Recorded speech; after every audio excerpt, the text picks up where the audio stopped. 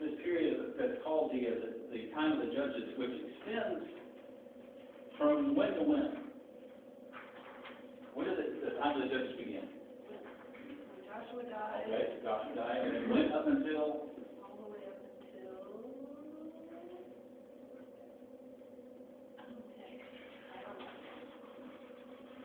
Oh, that's the baptism of the.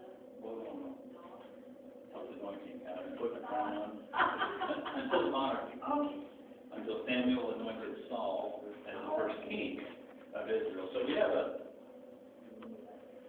period here called the Judges. It was between the death of Joshua when they got into the Promised Land, and took possession of that, up until the time that Samuel, who was the last judge, anointed Saul as the first king of Israel.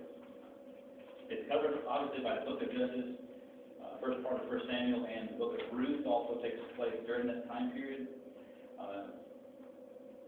What happened after the death of Joshua is that the people abandoned God and they began pursuing other gods. They were faithful as long as Joshua lived, but as soon as he died, the elders that had lived along with him, as soon as they died, the people went away from the Lord. And the cycle develops that we see repeating over and over again in the Judges, where they depart. There's a time of departure. People are unfaithful, and then there's a time of discipline where God brings other nations against them to punish them and to correct them, to bring them back to Him. There is a period of distress where the people are suffering, and eventually, unfortunately not immediately, eventually they finally begin to cry out to God, ask for His help, and then there's a time of deliverance. God has compassion on them, and He raises up a judge to deliver them. Unfortunately, as we read over and over again, as soon as that judge dies, the people go back, and they begin straying again. Again and again.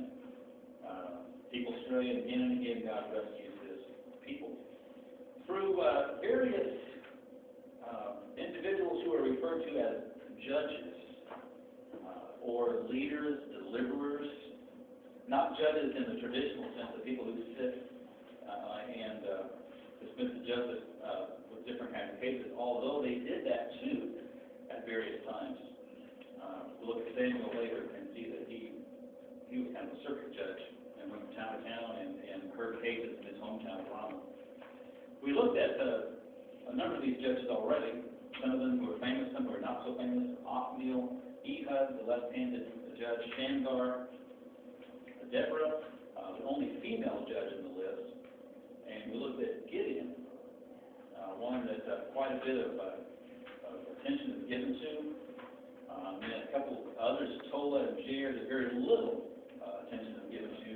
And we finished up looking at Jephthah, I believe, last week, the one who was raised up by God, but famous for the vow that he made, that if God would give him success, that he would put to death the first person being outside his door when he returned home, which turned out to be his daughter. We talked about how God apparently had given him great power, but not wisdom.